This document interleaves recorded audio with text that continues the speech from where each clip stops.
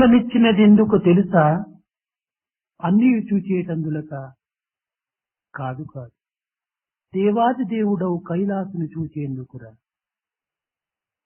Do you know why you have been given the vision and your eyes? Is it for looking at all that you see around you? No, certainly not. It is to help you to be able to see with your eyes the Supreme Lord who lives in heaven. పవిత్రాత్మ స్వరూపులారా, ఈనాడు మన భారతదేశంలో కావలసినటువంటిది ఆదర్శం. Pavitratma Swarupa, today what our Bharat requires is idealism. సాంఘిక, రాజకీయ, ఆధ్యాత్మిక రంగములందు కూడాను ఈ ఆదర్శం అనేటువంటిది దేశానికి ఒక గమ్యము. In the social sphere, in the political sphere, and in all such spheres, this kind of ideal example is a goal which we have to aspire to. కానీ దేశమునందు ఒక్కొక్క విషయమునందు, ఒక్కొక్క రంగమునందు ఒక్కొక్క వ్యక్తి ఆదర్శవంతుడుగా ఉండవచ్చును. But in the country, in each sphere, in each area, one particular individual may be an ideal example.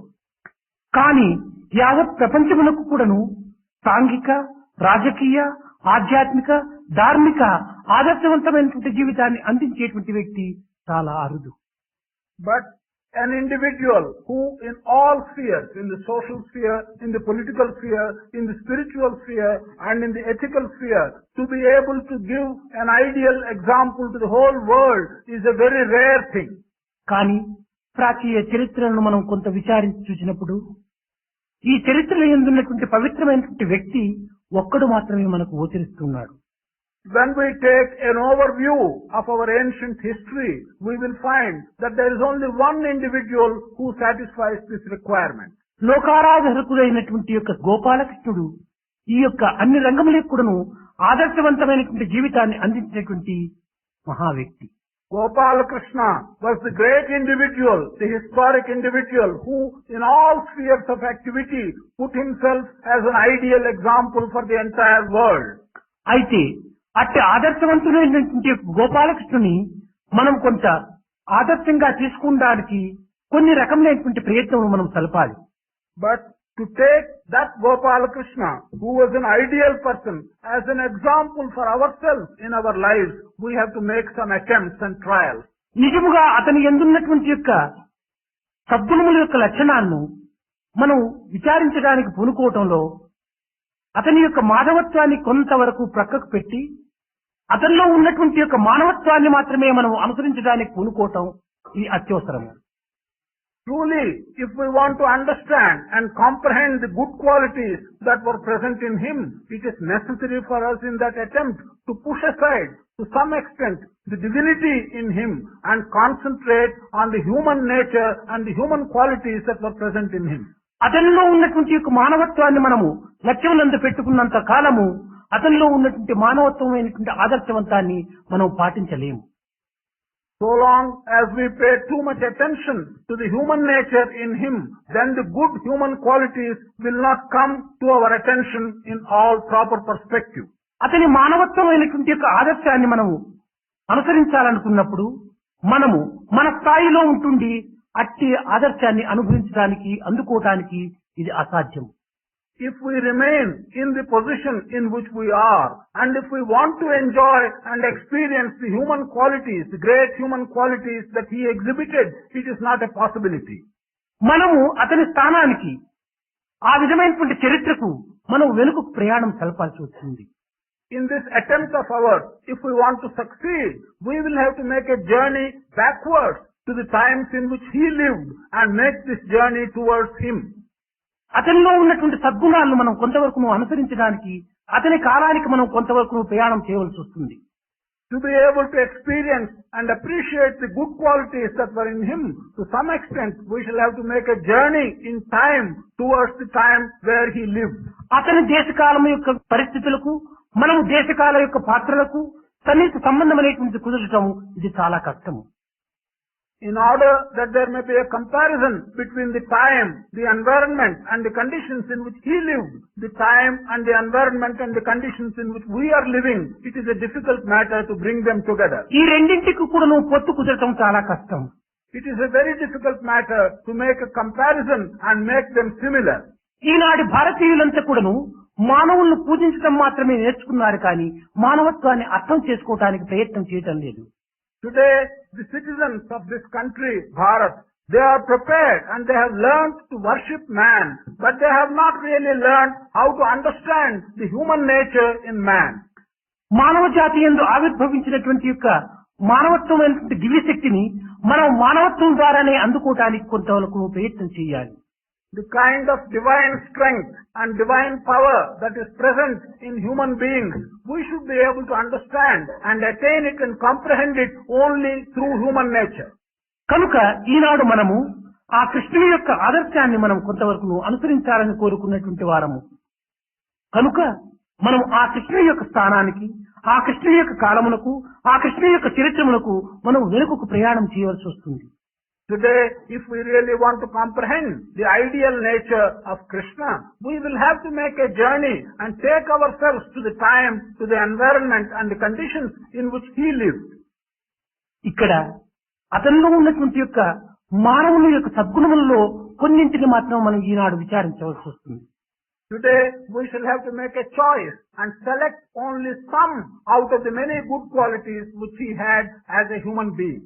నిజముగా కృష్ణుని యొక్క చరిత్ర యందు అనేక మంది చూచి ఉండరు కానీ యథార్థములకు మనము అతనిలో ఉన్నటువంటి యొక్క మానవత్వములో వినయ విధేయతలు చాలా కొట్టినట్టుగా మనకు కనిపిస్తుంటాయి. Many may not understand, but if we look at the various stories around Krishna, the legends around Krishna, then it will become perfectly obvious to us that in him humility and obedience were two characteristic features which were shining forth. ఈ వినయ విధేయతలు కృష్ణుని యందు ఉన్నవా అనేటువంటిది ఈ కాలం యొక్క వ్యక్తులకు కొంత సందేహం కలగవచ్చు. People of these days, people of contemporary times are likely to get some doubt whether humility and obedience were at all present in the conduct of Krishna. కారణమేమనగా ఈనాడు మనం సినిమాల్లో చూసేటువంటి కృష్ణునికి, డ్రామాల్లో చూసేటువంటి కృష్ణునికి, మనం చరిత్రలో చదివేటువంటి కృష్ణునికి, ఈ యొక్క కృష్ణునికి చాలా పోలికలు ఉంటున్నవి, చాలా వ్యత్యాసం ఉంటున్నది.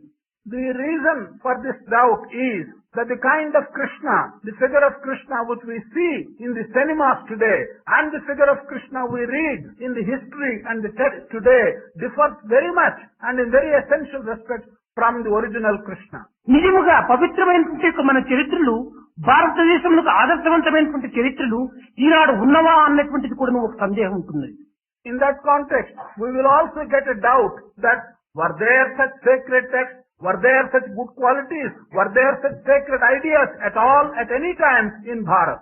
పట్టకోటి నిమిత్తమై, స్వార్థ నిమిత్తమై, తన యొక్క ఆనంద నిమిత్తమై అనేక రకములైనటువంటి పవిత్రమైన చరిత్రలను కొంత అపార్థములుగా తీసుకొని ఆపోహలుగా దాన్ని పెంచి అనర్థములుగా దాన్ని చించి యథార్థాన్ని మరుగు చేసుకోవటం ఈనాటి మన భారతీయుల యొక్క దురలవాటుగా గోచరిస్తూ ఉంటున్నది.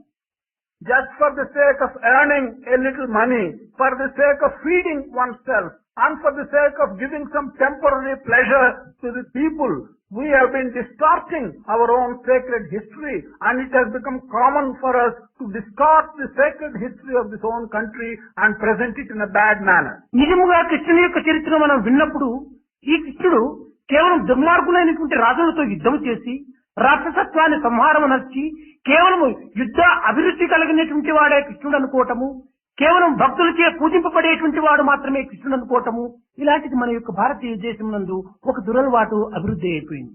When we see these things, we get the idea that Krishna was always prepared to fight with bad kings and remove them from the kingdom, and Krishna was only being worshipped by his devotees. Nothing more than these two features is the kind of feeling which we commonly get. కానీ సర్వసామాన్యమైనటువంటి మానవుల యందు కూడాను లేనటువంటి యొక్క వినయ విధేయతలు కృష్ణుని యందు ఉన్నటువంటి ఈ వ్యాసుని యొక్క సంస్కృత భారతం నందు అనేక రకములుగా మీరు గుర్తించుకోవడానికి అవకాశం ఉంటుంది.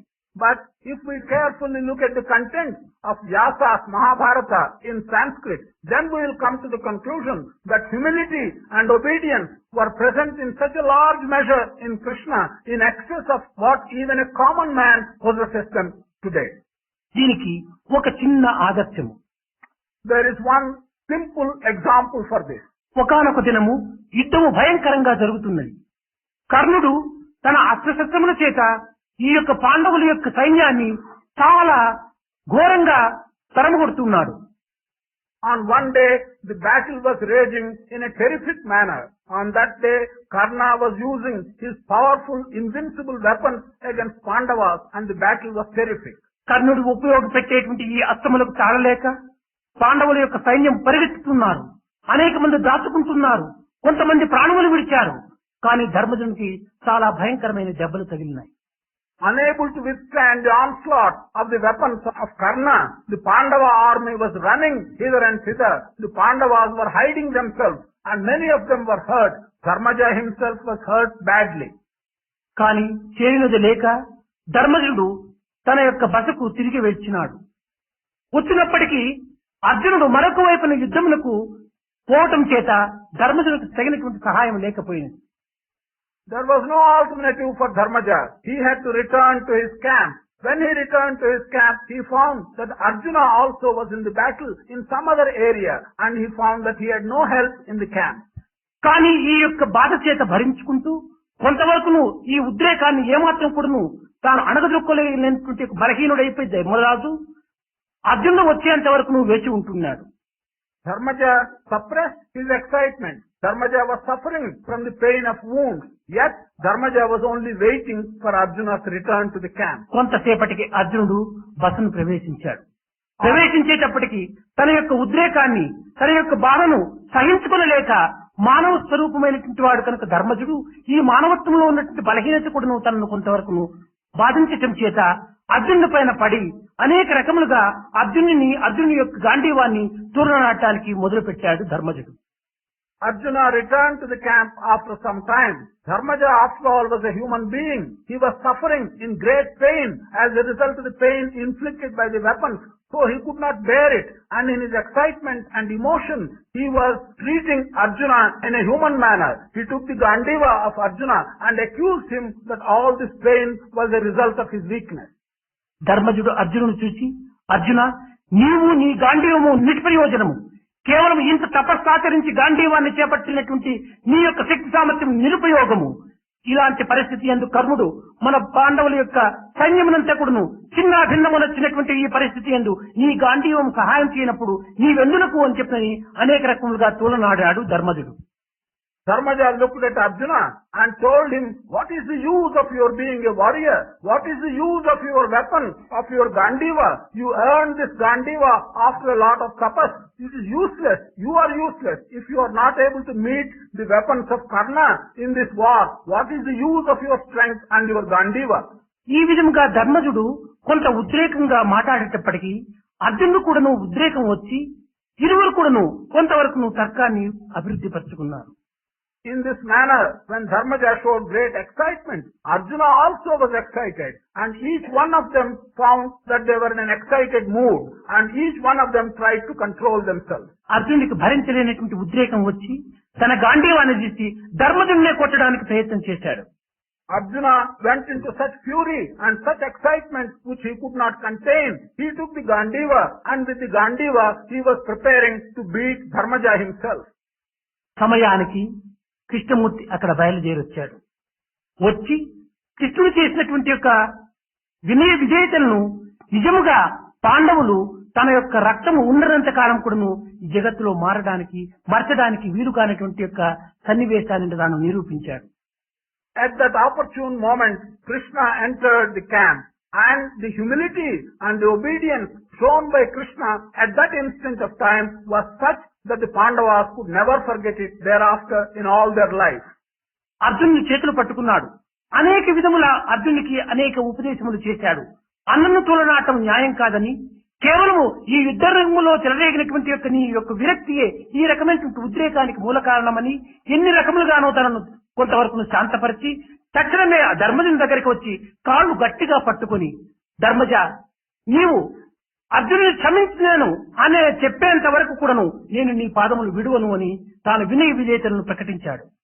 In all humility, Krishna held the hands of Arjuna and tried to preach him peace. He told Arjuna that this is simply the excitement of the war.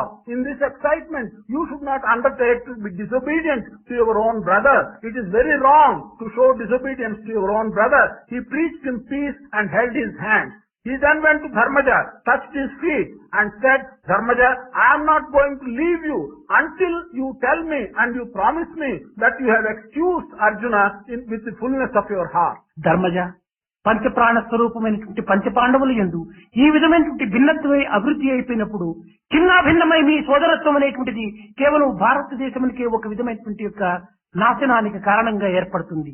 కనుక నీవు ఈ సమయం నందు అర్జునుని క్షమించకుండా నేను ఇంక క్షణమైనా కూడా నువ్వు నిలిచడానికి వీలు కాదని చెప్పి కాళ్ళు గట్టిగా పట్టుకున్నాడు కృష్ణుడు.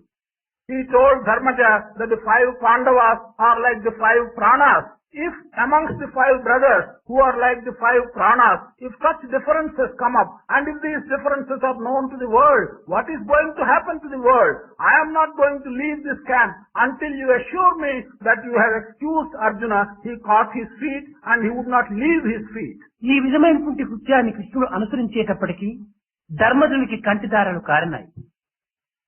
కృష్ణుని లేవనెత్తాడు, కౌగిలించుకున్నాడు. స్వామి, లోకారాధకుడైనటువంటి యొక్క నీవు నా తుచ్చమైనటువంటి పాదములు పట్టుకోవటం ఏమిటి? మా సోదరులు యందు ఈ విధమైనటువంటి భిన్నమైనటువంటి యొక్క భేదత్వాన్ని ఈనాడు మీరు చేర్చగలగడానికి తగినటువంటి యొక్క వినయాన్ని ప్రకటించడానికి చేసినటువంటి యొక్క ప్రకృతియే తప్ప అన్యము కాదని చెప్పని తక్షణమే అర్జునుడి దగ్గరికి వెళ్లి కౌగిలించుకుని, తమ్ముడా, నా యొక్క ఉద్రేకంలో ఈ మానవత్వం అనేటువంటి బలహీనత చేత నేను తూలనాడి నిన్ను అనేక రకమైనటువంటి మాటలతో నిన్ను బాధించాను, కనుక నన్ను క్షమించమని చెప్పని ధర్మజుడు అర్జునుడిని ప్రార్థిస్తాడు. In that situation, when Dharmaja found that Krishna was showing an unprecedented amount of humility and obedience, tears came out of the eyes of Dharmaja. Dharmaja became very soft. Dharmaja told Krishna, the amount of obedience and humility and tact which you have shown is unprecedented. He went to Arjuna, embraced him and said, excuse me, out of my excitement I did utter wrong words. Please do not misunderstand. And he excused Arjuna and appreciated the great obedience shown by Krishna. కృష్ణుడు ఈ విధమైనటువంటి చర్యను తీసుకోవటంలో ఉన్నటువంటి కారణం ఏమిటి? ఎందుకోసం వారి పాదం పట్టాలి? ఎందుకోసం ఈ విధమైనటువంటి యొక్క కష్ట నష్టములకు ఒక విధమైనటువంటి గురి కావాలి అనేటువంటి విషయాన్ని విచారించుకున్నప్పుడు పాండవుల పైన కృష్ణుడికి ఉన్నటువంటి ప్రేమనే దీనికి మూలాధారం. We ask ourselves, why did Krishna submit himself to this situation? Why did he create a situation where he had to go and touch the feet of Dharmaja? Why did he put himself to all these difficulties? We will get the answer. The main reason for all this is the prema which Krishna had towards the Pandavas. నిజముగా భక్తులపైన ఉన్నటువంటి యొక్క ప్రేమ వల్ల భగవంతుడు అనేక రకమైనటువంటి చేయరానేటువంటి యొక్క చిన్న కార్యములు యందు కూడాను తాను అల్పుడుగా భావించుకొని అనేక రకములుగా వినయ విధేయతలను కూడాను ప్రకటించినటువంటి వినయశీలుడు కృష్ణుడు. Because God, as a result of his prema to devotees, will put himself into any objectionable situation. Krishna is one who has demonstrated that as a result of prema to his devotees, he will take to any situation, any objectionable situation. నిజంగా ఇందులో మనం మానవత్వాన్ని ఆదర్శంగా తీసుకోవటమా, లేక అతని యందు ఉన్నటువంటి దైవత్వాన్ని ఆదర్శంగా తీసుకోవటమా? దైవత్వమే ఆదర్శంగా తీసుకున్నప్పుడు దైవమైనటువంటి కృష్ణుడు ఈ విధమైనటువంటి చిల్లర కార్యములు యందు ఎందుకు ప్రవేశించాలి అనేటువంటి సందేహం రాక తప్పదు. Here we should ask ourselves, should we appreciate the human qualities in him and take that as an example, or should we appreciate the divine qualities in him and take that as an example? In the latter case, we will immediately get the doubt, if he is divine and if he has got the divine qualities, then why should he submit himself to this situation at all, is a doubt which we will get. కనుక ఈనాడు మానవులమైనందున మనము మానవుని యొక్క ఆదర్శమైనటువంటి యొక్క తత్వాన్ని మనం కృష్ణుని నుంచి తీసుకోవటం చేత చిన్నాభిన్నమై అనేక రకములుగా పాడైపోతున్నటువంటి ఈ సమాజములకు సుక్షేమాన్ని కలిగించి కేవలం లోకోద్ధార నిమిత్తమై ఆచరించేటువంటి యొక్క మానవుని యొక్క ఆదర్శవంతమైనటువంటి యొక్క దీనిగా మనం భావించుకోవటం చేత ఇది ఎంతైనా మనకు కొంతవరకు ఉపకారంగా ఉంటుంటారు. So today, in the context of a society in which we are living, a broken society, a society which is decrepit in many ways, if we only take the human qualities of Krishna as our example and take them for our study, then it will benefit us in the present context. మరొక విషయం లోపల కూడాను అతను నిర్మోహమాటి, ఏమాత్రం కూడాను ఒక విధమైనటువంటి ఒకరిని వర్ణించాలని కానీ, లేక ఒకరిని గొప్పగా అతనికి సంతోష పెట్టాలని కానీ, సంతృప్తి పరచాలని కానీ చేసేటువంటి కృత్యములు అతని ఏమాత్రం కూడా లేవు. ఏదైనా ఉండినప్పుడు సత్యవాక్కుడు అనగా నిర్మోహంగా తాను ఉన్నటువంటి విషయాన్ని వెల్లడి చేసేటువంటి వాడు కృష్ణుడు. There is another aspect of it. Krishna was such that he was never uttering words to please others. He never adjusted what he wanted to say to a situation either to please or displease others. He always uttered the truth, irrespective of whether it has caused some hurt or harm to others. ఒకానొక దినము ధర్మజుడు రాజసూయ యాగం చేసేటువంటి యొక్క ప్రయత్నమునందు తన సోదరులందరినీ చేర్చుకొని ఈ రాజసూయ యాగం యొక్క అభివృద్ధికి తామందరూ కూడాను తోడ్పడాలని కూడాను తన సోదరులను కోరుతూ వచ్చాడు. On one day, Dharmaja intended to participate in a Rajasuya Yaga, and he was preparing for that. He called all his brothers and he told them that they should help him to satisfactorily complete this Rajasuya Yaga. అన్నని ఆజ్ఞను శిరసావహించి సోదరులందరూ కూడాను ఇది ఉత్తమమైనటువంటి యాగమని భావించి తనకు తగినటువంటి యొక్క సహాయములకు సంసిద్ధులమని కూడాను తాము వాగ్దానమును సంగి ఈ రాజసూయ యాగమునకు నీవు తగినటువంటి అర్హుడని కూడాను తన సోదరుని వర్ణిస్తూ వచ్చారు. The brothers immediately accepted the orders given by the elder brother, and they said, yes, this is the right thing, this is the appropriate thing, and you are the right person to perform such a yaga. We are ready to help you. రెండవ రోజు తెల్లవారి పండితులను రావించి వారి ముందు కూడాను ఈ రాజసూయ యాగ విషయాన్ని ముచ్చటించాడు. The next day, he called for various pandits and priests, and he mentioned to them his intention of performing the Rajasuya. వారు కూడాను ఈ యొక్క ధర్మజుడు చేసేటువంటి రాజసూయ యాగమును చాలా వర్ణిస్తూ వచ్చారు. ఇది దేశమునకే క్షేమమని, ఇది మహారాజు చేయవలసినటువంటి యొక్క కార్యమని, ఇందుకు తగినటువంటి అర్హత ధర్మజుడు కలదని వారు అనేక రకములుగా ఈ ధర్మం తృప్తిపరిచేటువంటి మాటలు చెబుతూ వచ్చారు. The Pandits also praised the idea. The Pandits in fact said that that is the right thing to do, and Dharmaja was the man who has the right to perform this yaga and he should do it. సరే, తరువాత దౌమ్యుని వ్యాసుని కూడా పిలిపించి ఈ రాజసూయ యాగ విషయాన్ని వారు ముందు పెట్టాడు. Next day, he also sent for Dhaumini and Vyasa, the great rishis, and he told them his intention of performing the Rajasuya. వారు కూడాను ఈ యాగమునకు సంతసించి వారి యొక్క ఆజ్ఞను కూడాను అందించారు. The rishis also expressed their approval and gave their blessing for this Rajasuya. కానీ ధర్మజునికి సంతృప్తి కలగలేదు. సర్వమునకు ఆధారమైనటువంటి యొక్క గోపాలుని యొక్క ఆజ్ఞ లేక నేను ఇన్ని రకమైనటువంటి యొక్క దీనికి నేను పూనుకుంటే కదా అని తాను విచారించి తక్షణమే అర్జునుని గోపాలను తీసుకురావటానికి పంపించాడు. Dharmaja was not satisfied with the approval which he got from these quarters. Dharmaja thought Gopala, the very basis of all that we see around us, should also be told. And he asked Arjuna to go and bring Gopala. అర్జునుడు వెళ్లి కృష్ణుని ధర్మరాజు చెంతకు తీసుకుని రావటం చేత ధర్మజుడు చాలా సంతోషించి కృష్ణుని పాదములకు నమస్కరించి, స్వామి నా అభిష్టం ఈ రీతిగా ఉన్నదని తన యొక్క దీనిని కృష్ణునికి వెల్లడి చేశాడు. When Arjuna brought Gopala to Dharmaraja, he was very happy and he went and touched the feet of Krishna and told Krishna about his intention of performing the Rajasuya. అతను ఈ ధర్మజుడు చెప్పినవన్నీ కూడా శాంతంగా చిరునవ్వుతో వింటూ వచ్చాడు. Krishna listened to all that Dharmaja was saying very quietly and in a smiling manner. పండితుల వలె, ఋత్వికుల వలె, ఋషుల వలె, ప్రజల వలె ధర్మజుడు సంతృప్తి పరిచేటువంటి మాటలకు ఈ కృష్ణుడు ఏమాత్రం కూడా సంసిద్ధంగా లేడు.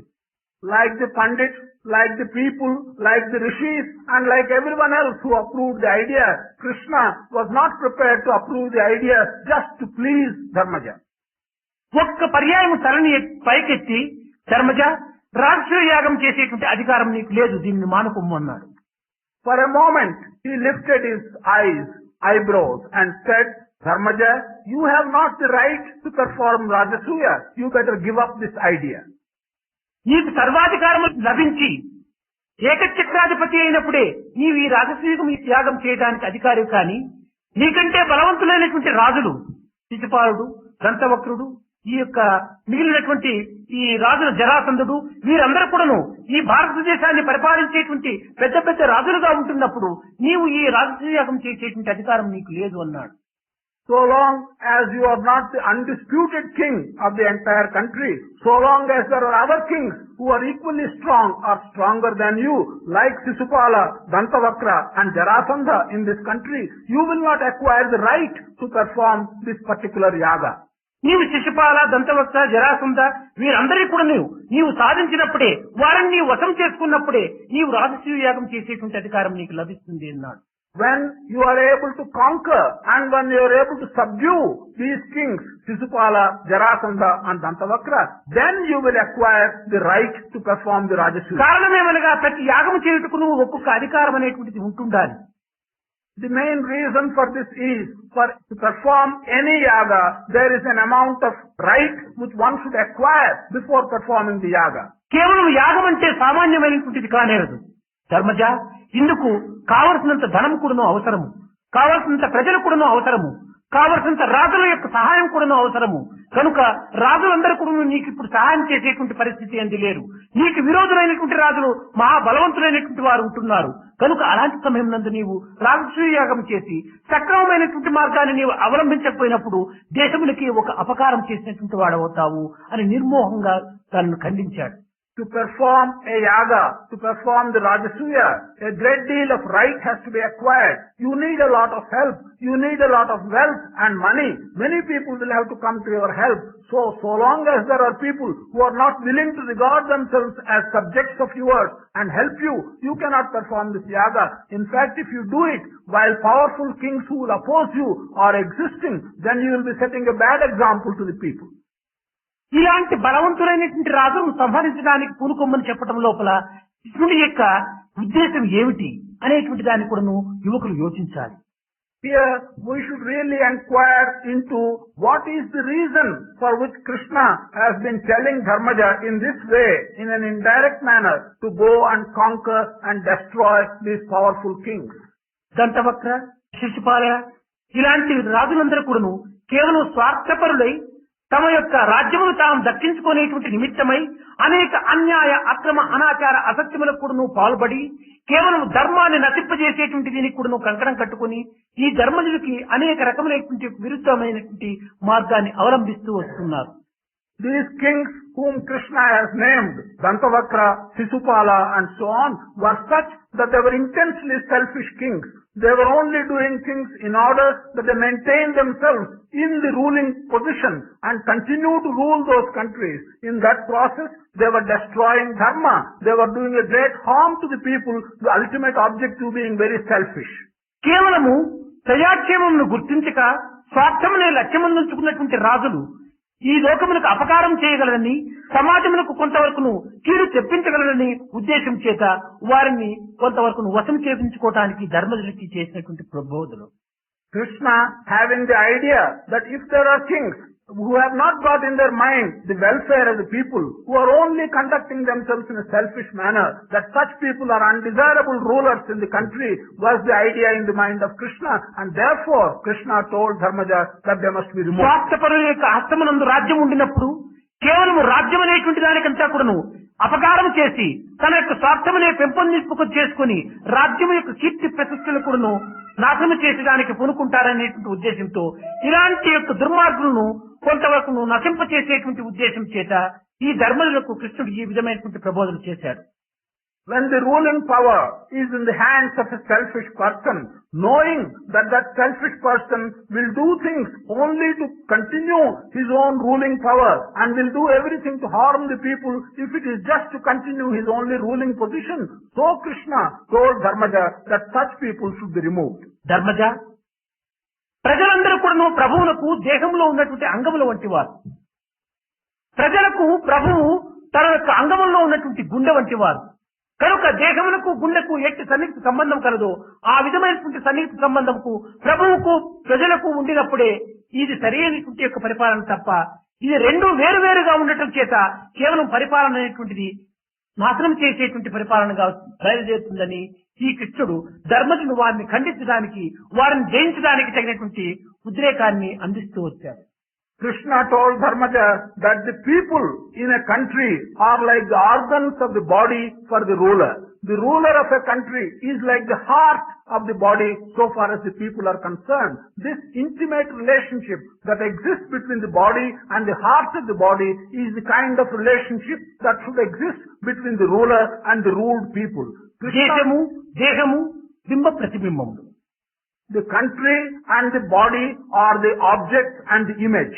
మన దేహమునకు ప్రమాదం వచ్చినప్పుడు దానిని తప్పించుకోవటానికి కానీ, దాని నుంచి రక్షించుకోవటానికి కానీ మనం ఎన్ని ప్రయత్నములు చేస్తుంటామో, దేశముకు ఆ విధమైనటువంటి ప్రమాదం సంభవించినప్పుడు దేశ క్షేమాన్ని కూడా మనం కోరి దేశములకు అపకారం కాకుండా, ప్రమాదం జరగకుండా ఉండేడానికి ప్రజలు కూడా రక్షించుకోవడానికి కొంత ప్రయత్నం చేయటము వారి విద్యుక్త ధర్మం.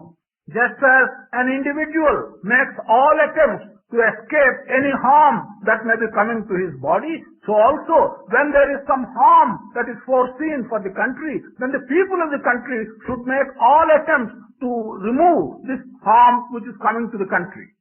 కనుక ఇట్టి ప్రభువులు ఉండినంత కాలము దేశములకు శాంతి భద్రతలు ఏర్పడవు. కనుక నీవు దేశములకు శాంతి భద్రతలు ఏర్పడి ధర్మమును వ్యాప్తింపజేసేటువంటి యొక్క సంకల్పమే నీలో ఉండినప్పుడు వారిని జయించి నీవు రాజసూయ యాగం చేయాలి తప్ప, లేకపోతే నీవు రాజసూయ యాగం చేయడానికి అధికారుడు కాదు అని చెప్పని ఖండితంగా నిర్మోహంగా ఖండిస్తూ వచ్చాడు. Without any motive, Krishna very clearly stated that so long as there are such selfish rulers in the country is not going to have peace and security. The peace and security of the country can never be obtained so long as there are such rulers. So, if you want to give peace and security to the country, you must conquer these rulers and remove them. Then only you will get the right to perform the Rajasuya. కృష్ణుని యొక్క ఆజ్ఞను శిరసావహించి, కృష్ణుని యొక్క ఆశీర్వాద బలము చేతను, తన యొక్క అంగబలం చేతను, తన యొక్క అండబలం చేతను తను జరాసంధుని సంహరించడానికి పూనుకున్నాడు. Dharmaja accepted the orders of Krishna. Dharmaja sought the blessing of Krishna. With the blessing of Krishna, Dharmaja started to conquer and remove the king Jarasandha. Bhishma అర్జునుల సహాయం చేత ధర్మజుడు జరాసంధుని సంహరించాడు. కానీ రాజసూయ యాగంలో కొంతవరకు తాను పాల్గొనడానికి అనేక రకమైనటువంటి ఏర్పాట్లు కూడా ధర్మజుడు గావించాడు. With the necessary help from Arjuna and Bhima, it was possible for Dharmaraja to conquer Jarasandha and remove him from the scene. After removing him from the scene, he made all preparations for having the Rajasuya. ఇలాంటి రాజసూయ యాగ సందర్భం నందు కృష్ణుడు అనేక రకమైనటువంటి ఏర్పాట్లు గావిస్తూ తన యొక్క ఆజ్ఞ శిరసావహించినటువంటి యొక్క ధర్మజులకు తన యొక్క సర్వబలమును కూడాను అర్పితం గావించుకోవడానికి కృష్ణుడు సంసిద్ధమై రాజసూయ యాగ ఏర్పాట్లంతా కూడాను గావిస్తూ వచ్చాడు కృష్ణుడు స్వయంగానే. Krishna himself was prepared to give all help, in fact to give all his ability and strength to Dharmaja in the preparation for the Rajasuya, and Krishna was helping him in every way. ధర్మజుడు ఒక్కొక్కరికి ఒక్కొక్క పనిని అప్పచెప్పాడు ఈ యాగమునకు. In this Rajasuya, Dharmaja was entrusting each individual with a particular task. వ్యాసును ఒక బ్రహ్మగా నియమించుకున్నాడు. Vyasa was told to be a Brahma. యజ్ఞములకు సర్వ సౌకర్యములు కూడా వనరించి అందించడానికి అర్జునుని నియమించాడు.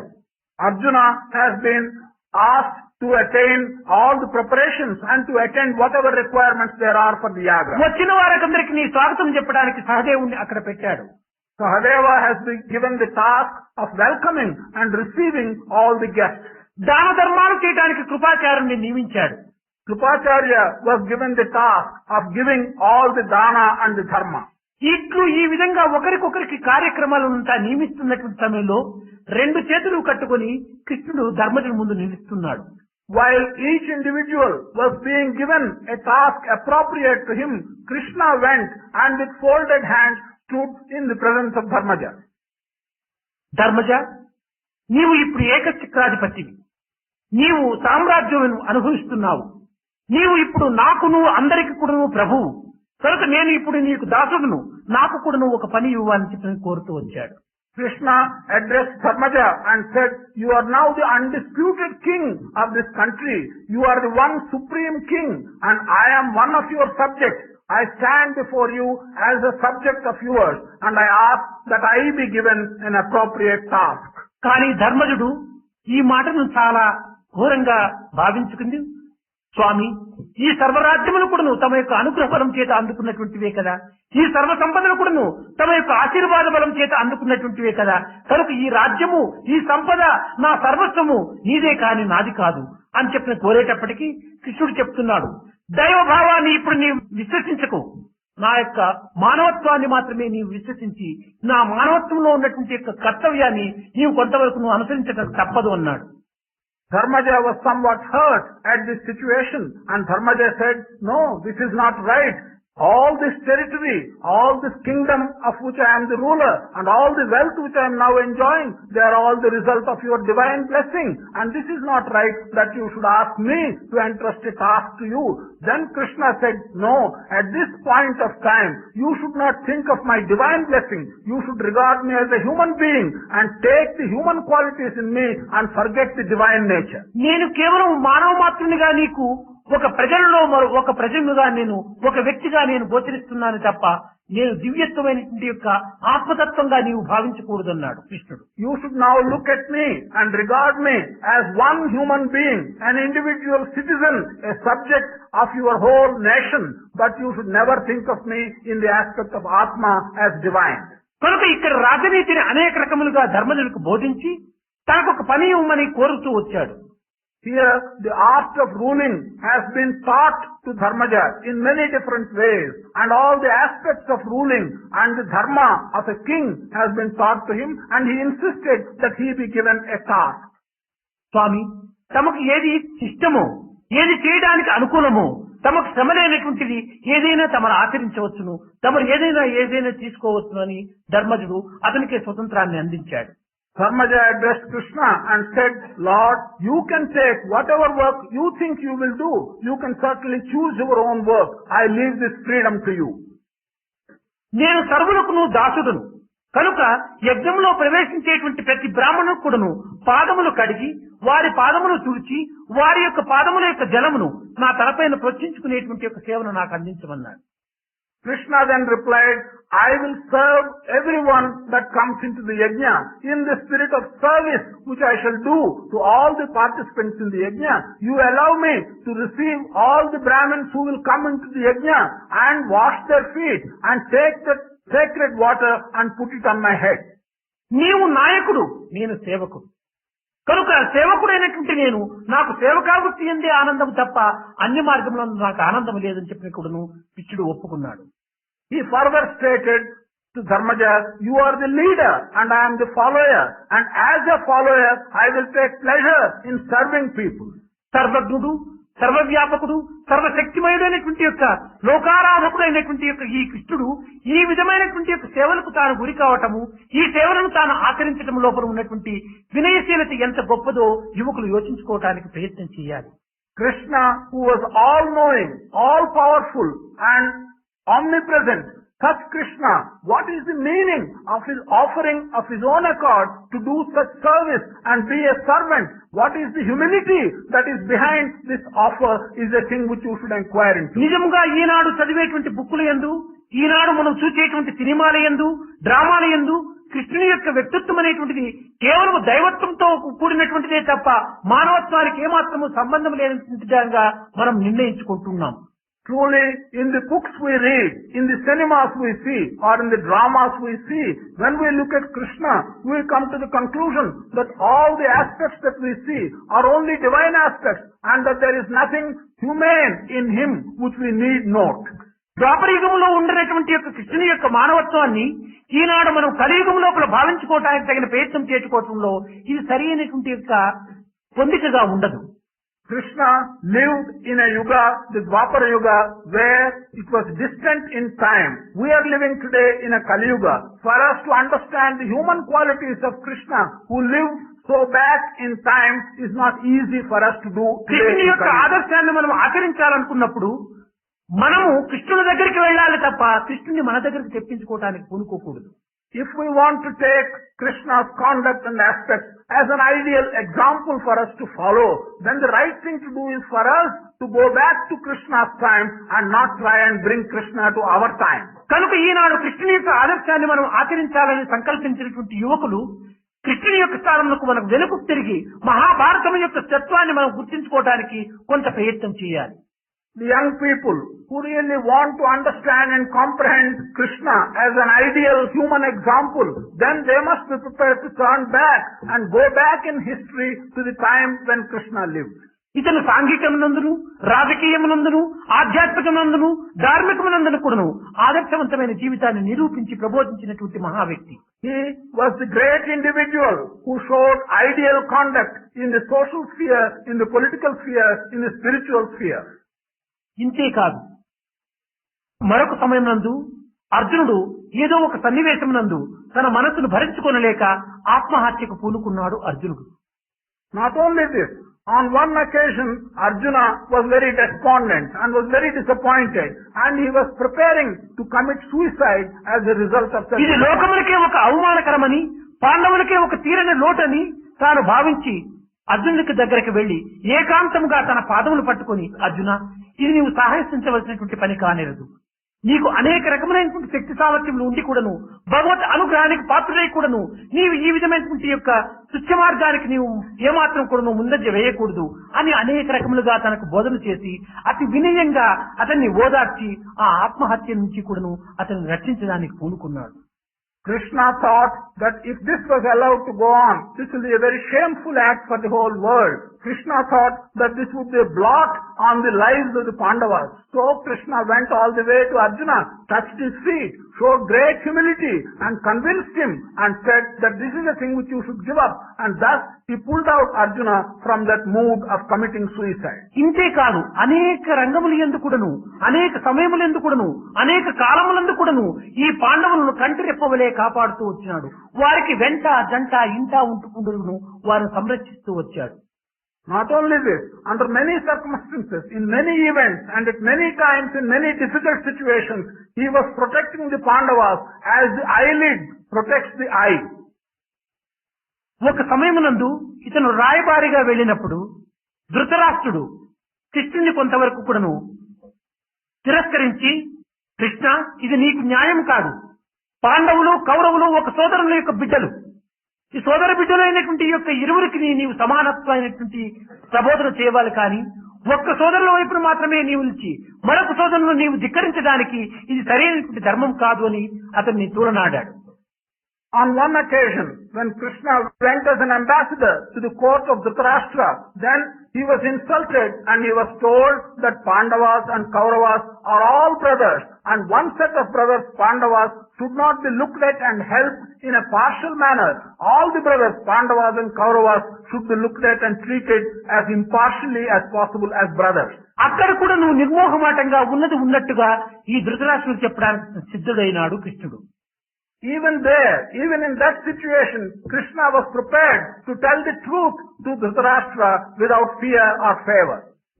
ధృతరాష్ట్ర, పాండవులకు కౌరవులకు పొత్తు కుదరటం ఏనాటికి వీలు కాదు. నిప్పుకు నీటికి పొత్తు ఏ రీతిగా కుదరదో పాండవులకు కౌరవులకు ఈ విధమైనటువంటి పొత్తు కుదరటం వీలు కాదు. కానీ నేను సాధ్యమైనంత వరకు ప్రయత్నం చేస్తున్నాను. నేను పాండవ పక్షపాతిని, నేను పాండవుల వైపునే ఉండేటువంటి వారిని, పాండవులకు నాకు ఉన్నటువంటి సన్నిహిత సంబంధం చెప్తాను వినమన్నాడు. He told Dhritarashtra that there can never be friendship and there can never be agreement between Pandavas and Kauravas, just as there can never be agreement between fire and water. It is impossible. I am always on the side of Pandavas. I will tell you, listen to me, why I am on the side of Pandavas, and I speak for the Pandavas. ధర్మమూర్తులైనటువంటి పాండవులను దుర్మార్గులు, దుష్టులు, దురాచారవంతులైనటువంటి యొక్క నీ కుమారులు అనేక రకములైనటువంటి యొక్క హింసలకు గురి చేసి వారిని తీరాని ఇక్కట్టుకు గురి చేస్తున్నటువంటి సమయంలో నేను చూస్తూ ఉండటం నా యొక్క ధర్మం కాదు అన్నాడు. Pandavas are the embodiment of dharma. Pandavas always protected and followed the path of dharma. On the other hand, the Kauravas were evil people, were bad people. While the evil people and bad people are giving all kinds of troubles to people who follow the dharmic path of life, I cannot be a passive witness to such a situation. దేహములో ధర్మజు శిరస్సు వంటి వాడు. In the body, Dharmaja was like the head. అర్జునుడు ఇందులో భుజము వంటివాడు. Arjuna is like the shoulder. భీముడు ఉదరం వంటి వాడు. Bhima is like the tummy. Nakula సహదేవులు పాదముల వంటి వారు, కాళ్ళు వంటి వారు. Nakula and Sahadeva are like the legs. ఇలాంటి దేహంలో కృష్ణుడు గుండె వంటి వాడు. In this body composed of the 5 Pandavas in this manner, Krishna is like the heart. కనుక పాండవులకు నాకు ఉన్నటువంటి సన్నిహిత సంబంధము దేహమునకు గుండెకు ఉండినటువంటి సంబంధమే అన్నాడు. So the kind of close relationship that exists between the Pandavas and me is exactly the same relationship that exists between the various parts of the human body and the heart inside the body. పాండవులనే దేహమే లేకపోతే కృష్ణుడు అనేటువంటి గుండెనే లేదు. కృష్ణుడు అనేటువంటి గుండెనే లేకపోతే పాండవులు అనేటువంటి దేహము నిరర్థకము. If there is no body called the Pandavas, then there is no heart called the Krishna. And if there is no heart called the Krishna, there is no body called the Pandavas. ఈ విధముగా పాండవులకు ఉన్నటువంటి యొక్క సన్నిహిత సంబంధాన్ని కృష్ణుడు మహాసభయందు కూడాను అనేక మంది దుర్మార్గులు చేరి తనని అనేక రకములుగా హింసలకు పెట్టాలనేటువంటి యొక్క ఉద్దేశాలతో కుట్రలతో పడినటువంటి ఆ సభయందు కూడాను ఉన్నది ఉన్నట్టుగా నిర్మోహకంగా విన్నవించాడు. This kind of relationship that exists as a truth, as an untarnished truth between the Pandavas on the one hand and Krishna on the other was told without fear or favor by Krishna in an assembly where evil people were sitting, where bad people were sitting with the exclaimed intention of causing him hurt and insulting him. కనుక ఇట్టి సత్యవాక్కులకు తాను ఏమాత్రం కూడా వెనుకంజ వేయక సత్యాన్ని ఉన్నతున్నట్టుగా చెప్పేటువంటి దాంట్లో కృష్ణుడు ఆదర్శవంతుడు. వినయ విజేతలను పరిశీలన చేసి కొంతవరకు లోకానికి చాటేటువంటి విషయం లోపల తాను జనసామాన్యుడు. Here we should take him as an ideal example of a person who is willing to speak the truth and proclaim the truth irrespective of consequences without fear and favor. In that matter, he showed himself as an ideal example. కేవలం కృష్ణునికి మాత్రమే పాండవుల పైన ఉన్నటువంటి ప్రేమ కానేరదు. పాండవులకు కూడాను కృష్ణుడంటే ప్రాణ సమానంగా ప్రేమించేటువంటి వారు. This is not a one-way prema of Krishna towards the Pandavas. Pandavas also were regarding Krishna as the very life of themselves and they were loving him in that manner. పాండవుల యొక్క ప్రేమను పురస్కరించుకుని ఏ కృష్ణుని యొక్క ప్రేమ అభివృద్ధి అయిపోయింది. It's only in the context and as a result of the prema which Pandavas had towards Krishna that Krishna's prema towards Pandavas also became strong. విత్తనం ఎట్టిదో మొక్క అట్టిది, తిండి ఎట్టిదో తేపు అట్టిది, పిండి ఎట్టిదో రొట్టె అట్టిది. The tree will be determined by the nature of the seed. The smell which you get when you belch will be determined by the kind of food which you eat. The kind of cake you will get will be determined by the kind of flour you will use in making that cake.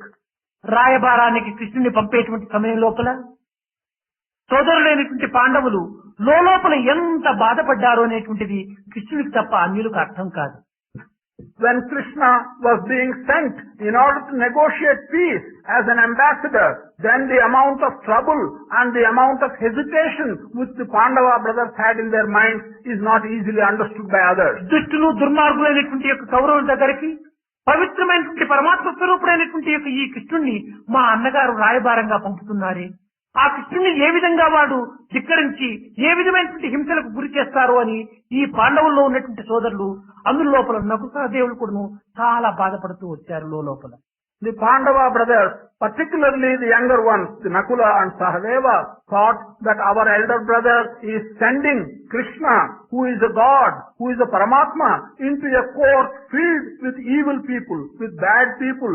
What kind of harm they will do to the Lord is something which is worrying them. This is what they thought in their minds. కృష్ణుడు తిరిగి రాయబారం నుంచి వెనుకకు వచ్చేంత వరకు కూడాను నకుల సహదేవులు ఒక్క నీరు చుక్కైన త్రాగలేదు. Until Krishna returned back after doing his task of negotiation safely, Nakula and Sahadeva did not even take a pinch of water. ఏ క్షణములో ఏ నిమిషము లోపల ఏ విధమైనటువంటి దుర్వార్తను వింటామో అనేటువంటి యొక్క భయం చేత నిరంతరము కృష్ణ కృష్ణ కృష్ణ కృష్ణ అని కృష్ణనామం చేతనే వారి యొక్క జీవితమును గడుపుతూ వచ్చారు. They were living in fear, in constant fear of thinking that in what moment, at what instant of time will we be getting some bad news about Krishna and about what the enemies did to him. కృష్ణుడు వెనుకకు వచ్చిన తక్షణమే సహదేవుడు, చిన్నవాడైనటువంటి సహదేవుడు కృష్ణుని గట్టిగా కట్టుకుని భావను హస్తినాపురము పంపెటుచో నిజమిత్తమంచు నా భావములోని భావములు స్పష్టము చేయ తలంచియును శుభం భావకు సంధియాత్రకు అశుభం అని మృంగితి మిన్నకుంటి మా భావ సుఖముగా తిరిగి వచ్చి ఇదే 10,000 నేటికి నన్ను ఖర్చుకున్నాడు. సహజ ఈ భావన హస్తినాపురం పంపేటువంటి సమయం లోపల ఏమి జరుగుతుందో ఏమవుతుందో వద్దు అని చెప్పుదామనుకుంటే సంధియాత్రకు అశుభం అవుతుందేమో, ఏది అమంగళం అవుతుంది ఏమో అని నేను మృంగినాను, నిన్నకుండినాను. కానీ మా బావ సుఖంగా వచ్చినాడు, నాకు అంతే చాలు, ఇంకేమైనా అయిపోని మా బావ సుఖంగా ఉంటే చాలు అని ఈ చిన్నవాడైన సహదేవుడు ఆ కృష్ణుని కౌగలించుకొని ఎన్ని విధములుగా ఆనందించాడు అనేటువంటిది ఆ కృష్ణునికి ఆ సహదేవునికి మాత్రమే తప్ప అన్యులకు చరిత్ర రాసినటువంటి వారికి అర్థం కాదు. When Krishna returned, Sahadeva, the youngest of the brothers, embraced Krishna and expressed himself in the following terms. I was in great hesitation and doubt when my brother-in-law, Krishna, was being sent to negotiate peace. What kind of harm will come to him? Indeed, I wanted to express my opinion and ask them to stop sending him for the purpose of negotiation. But I thought if I did such an expression, then it will be a bad omen for the success of the negotiations. So I kept to myself and I kept silent. However, I am glad that the negotiations are now over, that Krishna has returned safely. Thus he embraced him and showed great pleasure. పాండవులకు కృష్ణునిపై ఇంత గాఢమైనటువంటి ప్రేమ ఉండటం చేతనే కృష్ణుడు కూడాను పాండవులంటే ప్రాణ సమానంగా కాపాడుతూ వచ్చాడు. Because Pandavas had such great faith and prema in Krishna, in turn, Krishna was also protecting them and treating them as if they are equal to his own life.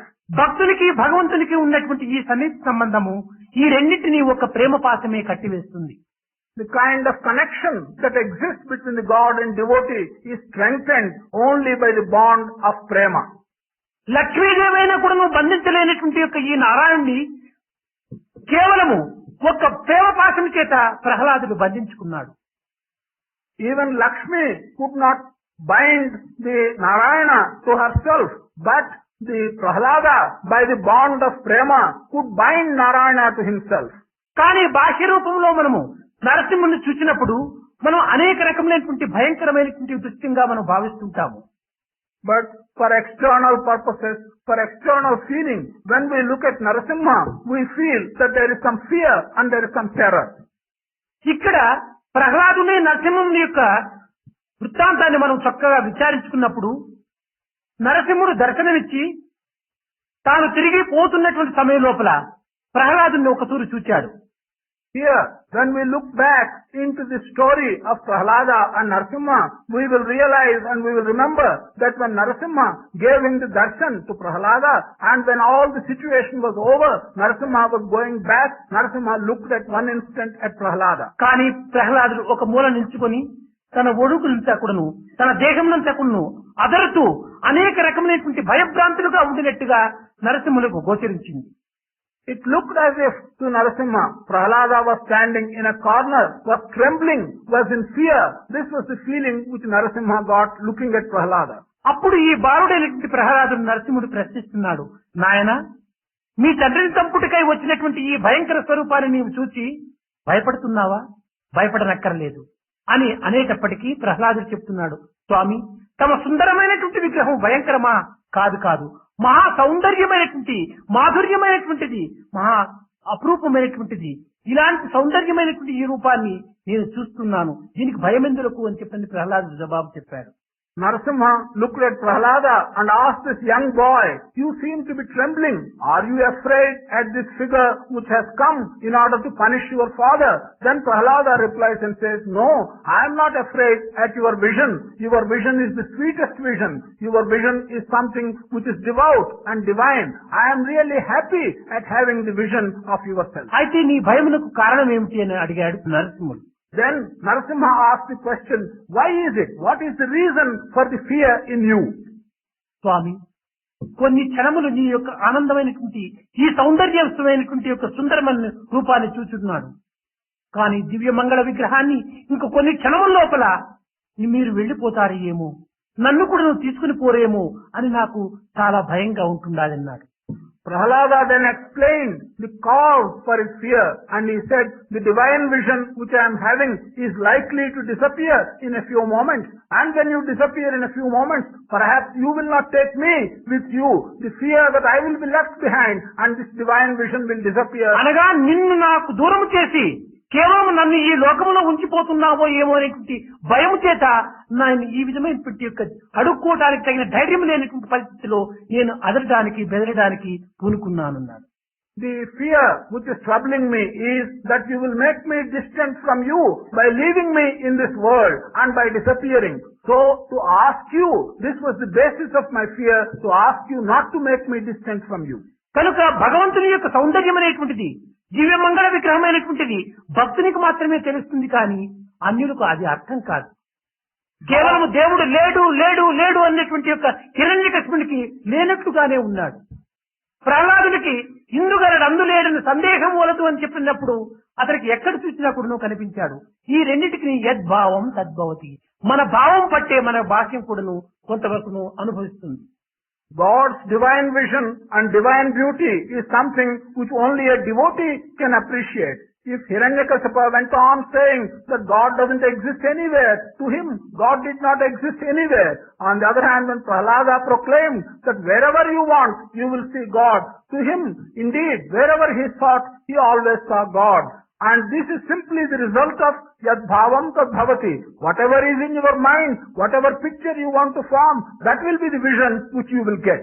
ఈనాడు లోకములో భగవంతుని పూజిస్తున్నాము, భజిస్తున్నాము, ధ్యానిస్తున్నాము, ఆచరిస్తున్నాము, అన్ని విధాలా మనము షోడశోపచారములు చేస్తున్నాము. Today in the world we are performing puja to God. We are worshipping God. We are wanting to follow God. And we are worshipping Him in many different ways. ఎవరి కోసం మనం చేస్తున్నాము? దైవం కోసం చేస్తున్నామా ఈ సాధనలన్నీ? కాదు కాదు, మన కోసమే మనం చేస్తున్నాం. For whose benefit are we doing all this? Are we doing this for the benefit of God? No, we are doing all this for our own benefit. కారణమేమనగా మనము ఎట్టి గుణగణములను, భగవంతుని యొక్క గుణగణములను మనం స్మరిస్తుంటామో మనకు అట్టి గుణగణములు కూడాను ప్రాప్తిస్తుంటాయి. The reason for this is the feeling that whatever good qualities and the greatness and the divinity that we think is present in God, such thoughts will also give to some extent those good qualities and good thoughts to us. దీనికి ఒక చిన్న ఉదాహరణము. There is a small example for this. మనకు ఒక ఉద్రేకమైనటువంటి విషయాన్ని మనం తలంచుకున్నప్పుడు మనలో ఒక విధమైనటువంటి ఉద్రేకం కూడా వచ్చి ఆ మాటల యందు కానీ ముఖ వచ్చేందు కానీ కొన్ని రకమైన ఉద్రేకమైనటువంటి దృశ్యములు కనిపిస్తుంటాయి. When we have a thought in our mind about something which is exciting, then you will find that our words show excitement. Our face also shows some excitement. కొన్ని రకమైనటువంటి శోక సంబంధమైనటువంటి విషయాలే మన భావంలో కలిగినప్పుడు అది మన యొక్క హృదయమే కాకుండా దేహాన్ని కూడాను ఒక శోక రూపంలో మార్చి పెడుతుంది. On the other hand, if there are some thoughts which are sorrowful in our mind, then it's not only our heart, but even our external body will show the appearance of our being in sorrow. అంతవరకు మనం పోనక్కర్లేదు. ఏదైనా ఒక చిన్న నిమ్మకాయ అని ఒకటి అనుకొని ఆ నిమ్మకాయని కోస్తున్నాము అనేటువంటి ఒక తాటేగిన మనలో వచ్చిందంటే మన నాలుగు లోపల నీరు ఊరుతుంటారు. We do not have to go so far. If we think of a lemon, and if we think that we are cutting that lemon, in anticipation of the taste of that lemon, you will find that there is a saliva, there is a juice on the tongue of your mouth. కేవలం నిమ్మకాయ రసం మన నాలుగు పైన పడలేదు, కానీ ఆ రసాన్ని స్మరించినంత తక్షణమే మన యొక్క నాలుగు పైన నీరు ఊరుతుంటున్నారు. Actually, in fact, the lime juice has not come and touched your tongue. The thought of the lime juice makes your tongue water.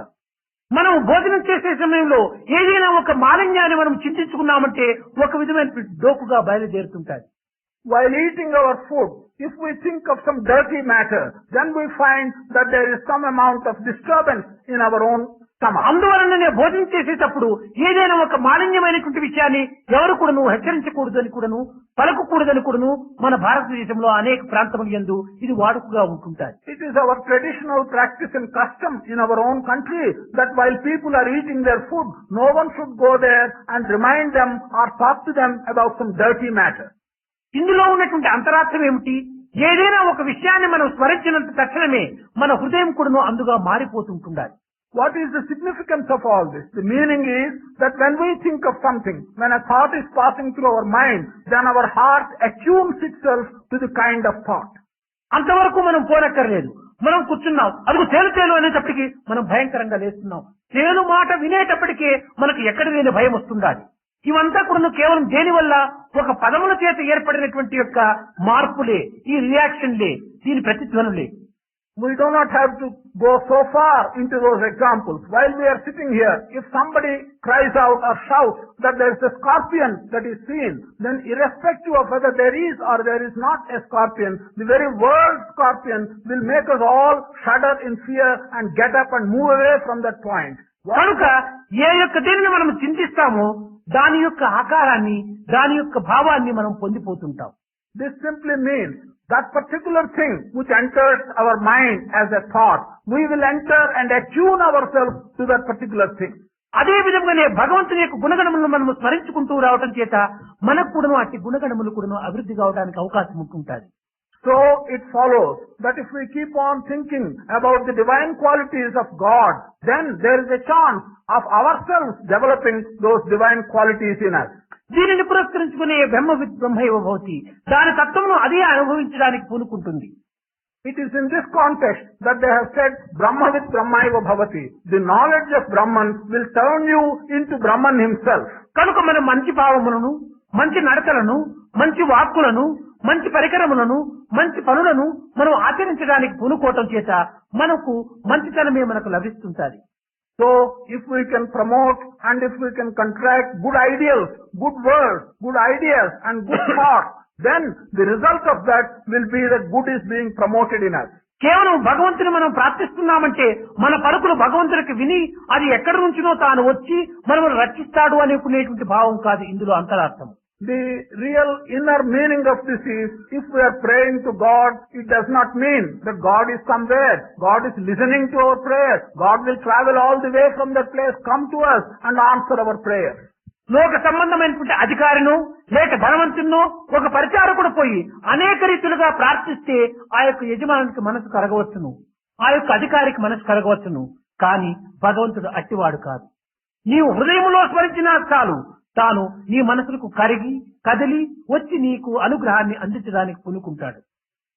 In a worldly matter, in a worldly parlance, if someone goes near a person in position of authority and prays him for something or other, then he may show some mercy. He may do some good in turn for the person who is praying. But God is not like that, like the person who is in a position of authority. Even if you think of God and pray to him in your heart, then God will show mercy and grace to you in return. కనుక మనము భగవంతుని ప్రార్థించేటువంటిదంతా కూడాను మన సంతృప్తి నిమిత్తమై భగవంతుని యొక్క గుణగణములను మనం పాడి అనేక కీర్తనలుగా మనము భగవంతుని భజిస్తున్నామంటే ఆ గుణగణములు మనలో కూడాను అభివృద్ధిగా అయ్యే నిమిత్తమై మనకు ఇన్ని రకములైనటువంటి సాధన చేస్తున్నాం. Prayers to God, singing the glory of God, thinking of the divine qualities of God. If we are doing all that, we are doing it for the purpose of acquiring some of those things by those thoughts. విద్యార్థులారా, మీరు నిజంగా అనేక విధములైనటువంటి యొక్క మార్గములు యందు ఆధ్యాత్మిక దీనిని మీరు సాధించడానికి పూనుకుంటున్నారు. ఎన్ని గ్రంథములు చదివినప్పటికీ, ఎన్ని ఉపనిషత్తులో ఉన్నటువంటి విషయాలు మీరు విన్నప్పటికీ, ఎంత రామాయణ భారత భాగవతాల్లో ఉన్నటువంటి విషయాలు విన్నప్పటికీ ఆచరణ యందు మాత్రము లేకుండా ఇవి అన్ని కూడా నిష్ప్రయోజనం అయిపోతుంటాయి. Students, in many ways, you are attempting to understand the significance of spiritual truths. You may be reading books, you may be reading many books, you may be reading Upanishads, you may be reading Ramayana, Bharata, you may be listening to several talks, but so long as what you listen to and what you understand is not put into practice, there is going to be no result out of what you read and listen to. పురాణముల్లో ఉన్నటువంటి వంకాయలంతా పులుసుకు పనికి వస్తాయా?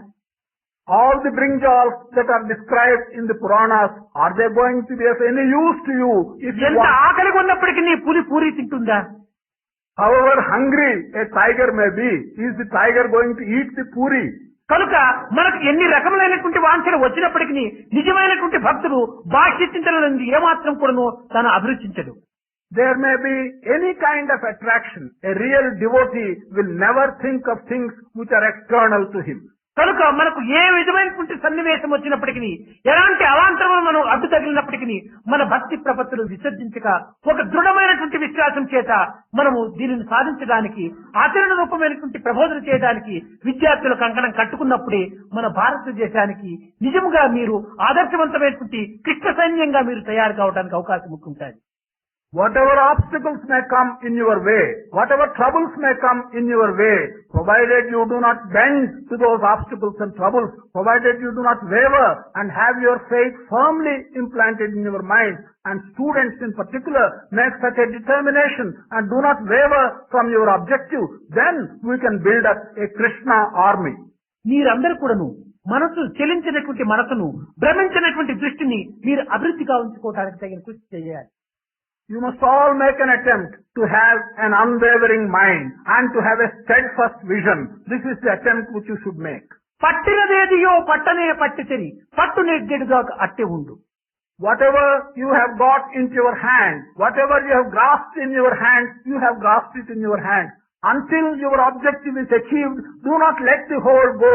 Keep on to the hold what you have got in your hand. కోరినదేదియో కోరనే కోరితిరి, కోర్కె చెల్లుడు దాకా పోవకుండు. Whatever you have had desire in your mind, you have expressed your desire. Until that desire and the objective is fulfilled, do not turn back.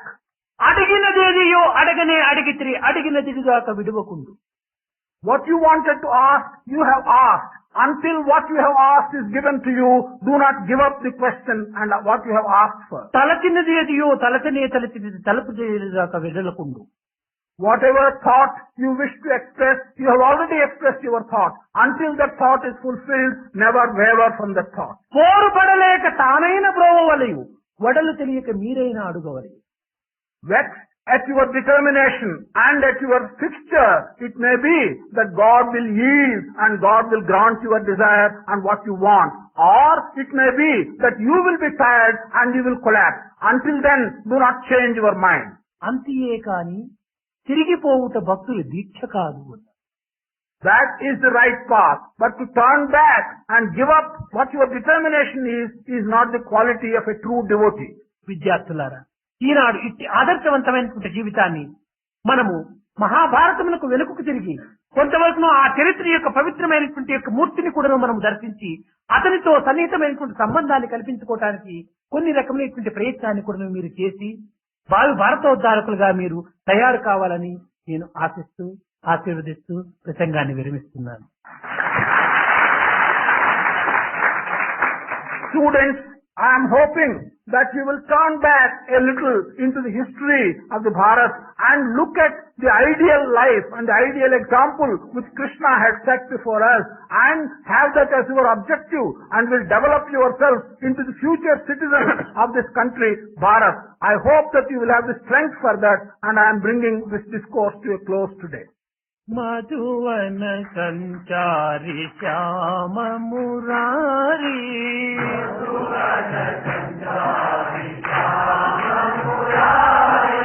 మధువన Sanchari Shyama Murari,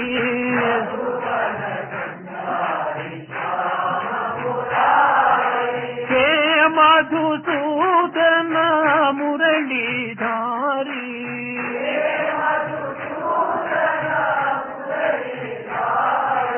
hey Madhusudana మురళీధారి,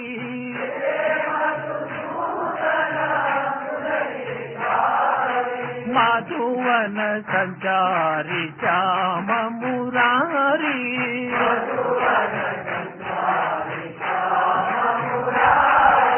Madhava Mohanam Mayura ముకుటధర, Madhava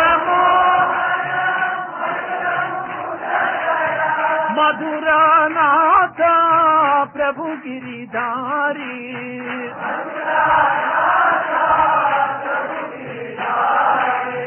మధురానాథ Prabhu Giridhari,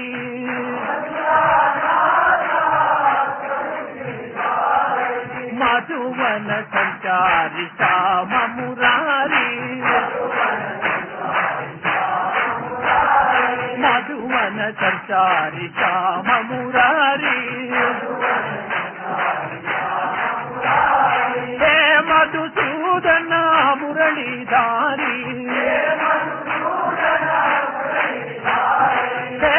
Madhusudana మురళీధారి మధువన Sanchari Shyama Murari Madhava Mohana Mayura ముకుటధర Madhava Mohana మధురానాథ Prabhu Giridhari మధురానాథ Prabhu Giridhari మధువన